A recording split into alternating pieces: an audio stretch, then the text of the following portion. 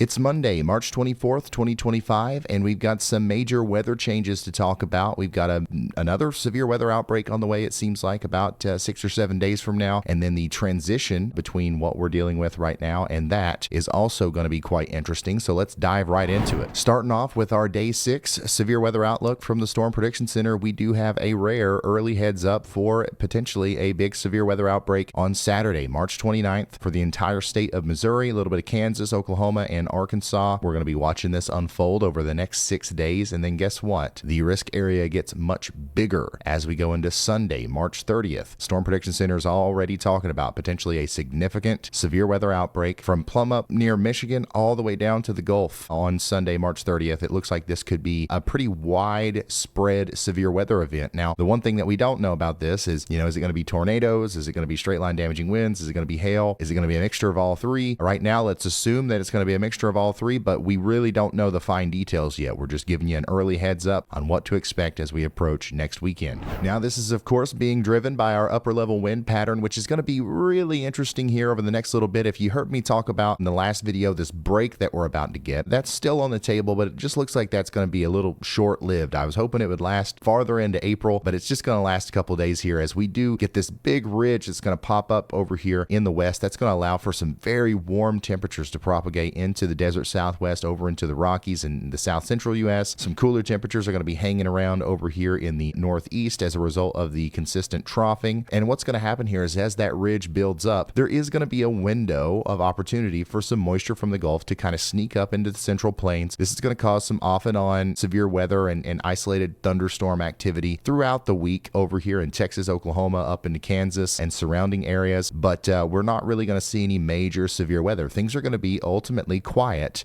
until we get into Thursday and Friday. That's when we start to see another Pacific atmospheric river situation over here. We're going to see some more storms moving in, especially Wednesday into Thursday. And then watch what happens here as we go farther into the future. Friday, Saturday, and Sunday, when we have our severe weather risks, we don't see this big giant trough coming in from the west. What we see is somewhat zonal flow with little kinks in the jet stream that stretch from the west coast to the east coast. One of those kinks right here is negatively tilted, and this will be what's responsible for allowing for the lift that's going to bring about our severe weather as we go into Saturday and Sunday. I really hope that this pattern doesn't keep up, because what's going to happen is we're going to continue to have warm, moist air propagate into the United States. And if we have zonal flow rather than ridging, we're just going to see tons of recurring severe weather situations happening. So hopefully this isn't a taste of what we're going to have in April, but man, March is going to go out with a bang here with a potential big severe weather outbreak. And one of the things that's going to happen here as we have a little bit of a break over the next couple of days is the instability and the moisture in the Gulf is going to kind of cook. It's going to get more intense. And whenever that larger synoptic system does come through Friday into Saturday and into Sunday, there's going to be lots of dew points able to make it as far north as up into Michigan, ready to fuel these storms as we go into the weekend. So it does look like this is going to be a significant severe weather situation. It could even impact the East Coast as we go into Monday. So that's what we're going to be talking about all week this week. I'm sorry, there's going to be no breaks. We're going to be doing daily videos as we go forward. And this is all being fueled by that ridge. If it wasn't for the ridge before the series of smaller troughs and the zonal flow that we're going to see going across the United States, there wouldn't be as much time for there to be moisture return from the Gulf and that kind of stuff. So we've got to talk about the ridge. We got to talk about the anomalous heat that we're going to be having in the west. We're going to be 15 to 25 degrees above average in the Pacific Northwest, the desert Southwest, the Intermountain West. The whole daggone west is going to be warmer than usual this week. And in fact, it's going to be so warm that we could break some records. We're going to get awfully dang close in the Phoenix area tomorrow. Could flirt with that 100-degree record. And then we're going to be getting pretty close in Los Angeles as well. We could have a 92-degree high, and that would become close to breaking a record. So we're going to have some unseasonably warm weather over here in the west. So remember to hydrate, wear light clothing, take frequent breaks, and shift outdoor activities if it gets too hot. Doesn't look like this is going to be like a deep summertime heat wave where it's actually widespread heat stroke concern. It's just going to be different and unusual for March. We got to make sure people understand what's going to be happening here. And of course, another thing that's going to be served up with our next severe weather situation is another bout of wind. I know we're all tired of the wind. This has been one of the windiest Marches I think I've ever remembered. We've got another area of,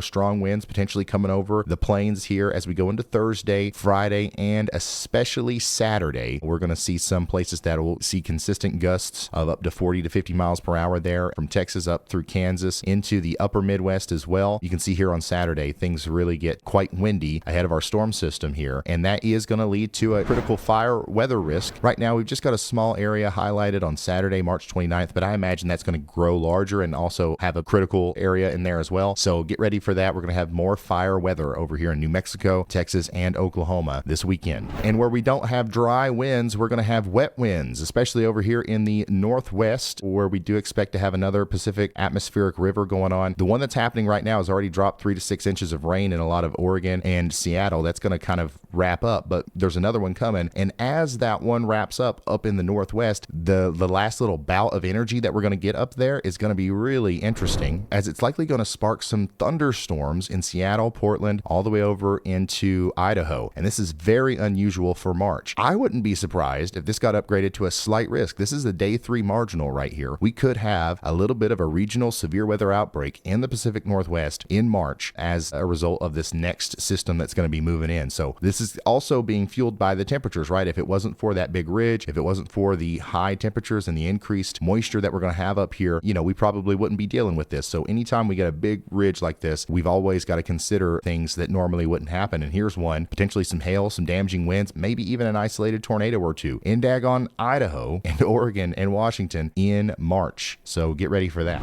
Looking farther into the future, once again, our rain and our isolated storm situation is going to start Tuesday into Wednesday. It's going to really be picking up here on Thursday. We could have some heavy rain in Texas and Oklahoma on Thursday. This could cause an isolated flash flooding situation, but I think we're mostly happy about this. There's a little bit of a drought happening over here, so this will be a relief, but just know that those showers and storms are going to move up into the upper Midwest and the Great Lakes region as well, where we do have another kind of ice and snow situation trying to unfold here for the UP of Michigan, up into northern Wisconsin, Minnesota, down into southern Ontario. This could actually be a significant ice storm. Currently, we're too far out to tell you details about that, but it does look to me like there's going to be a large area where there's some warmer temperatures aloft and some very cold temperatures right on the surface, and there's going to be a ton of moisture coming up into that. This will be happening around the same time as our severe weather in the south and more central portions of the United States. So early heads up for a potential snow and ice storm for northern Minnesota, Wisconsin, northern Michigan, maybe into southern Ontario, up into the northeast as well. Right now, it's too early to talk about details, but it does look like that's going to be a significant wintry storm that will last the entire weekend, potentially even into early next week. As we go into Monday, March 31st, we could still be seeing snow and a mixture of wintry precipitation in Quebec, southern Ontario, and then from Wisconsin all the way over into Maine. So we are keeping an eye on you guys. Got a good chance of a winter storm here. And remember, at the same time, we're going to be having that severe weather on the southern side of this. And then what's the weather look like as we go even farther into the future? How about April 5th through April 15th? It looks like a lot of the same. We're going to continue to have warm air advection from the southwest, the desert southwest, and portions of Texas